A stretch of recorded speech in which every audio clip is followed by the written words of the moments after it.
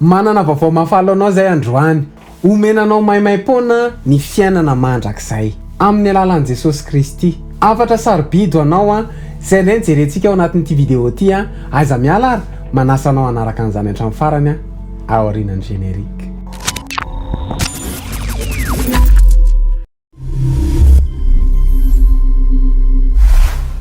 Faly miarabantsika rehetra tompoko Misaotra anao manaraka hatrany ny pejy mitsangana ka miazava. Mino izahay fa salama tsara ianao.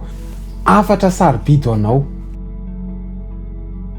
Ny marina dia tokony ho very Mandrakizay any amin'ny elo isika. Vokatry ny fahotantsika. Fa tiantsika loatra Jesosy ary tsy tiany ho very isika. Noho izany tonga teto ambonin'ny tany izy mba ho faty noho ny fahotantsika ary naka ny toerantsika. Ny jaona toko 7:9 dia zao mivaky ny teny hoe fa toy izao ny tiavan'Andriamanitra izao tontolo izao nomeny ny zanan'ilay tokana mba tsy ho very zay rehetra mino azy fa anana ny fiainana Mandrakizay. Maty noho ny fahotantsika Jesosy ary nitsangana tamin'ny andro fahatelo mba hanome fandresena antsika ny fahafatesana Mandrakizay zay efa voahomanao antsika tamin'ny voalohany. Nofidiny Jesosy tamin'ny rano sotsika. Ny Hebreo toko 7:12 dia zao mivaky ny teny hoe raha tsy misy raha latsaka dia tsy misy famindrapo.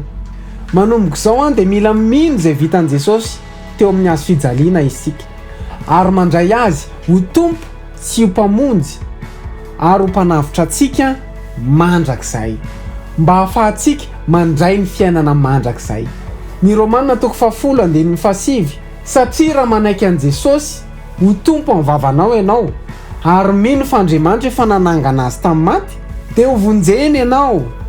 Zany ihany ny finoanan'i Jesosy no afaka vonjy antsika. Tsy ny asanao fa ny finoana azy irery ihany. Tsy manery an'izany izy Jesosy nataony zany mba hanome anao safidy mba hiaraka amin'ny Mandrakizay zay tsy misy fijaliana, tsy misy fahoriana ary tsy misy alahelo. Zany hoe ny Mandrakizay tsy misy an Jesosy dia Mandrakizay feno fijaliana.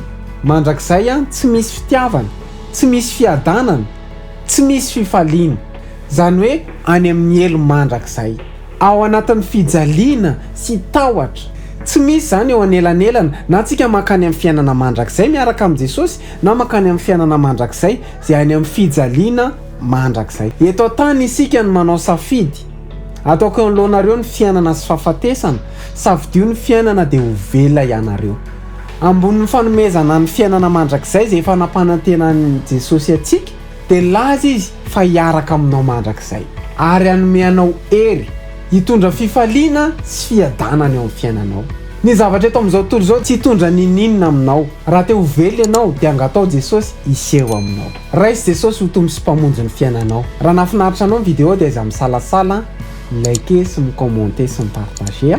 Ary raha mbola tsy abonné amin'ny page ianao dia manasa anao hisabona amin'ny page manome fotoana antsika amin'ny herin'ny anio izao indray veloma.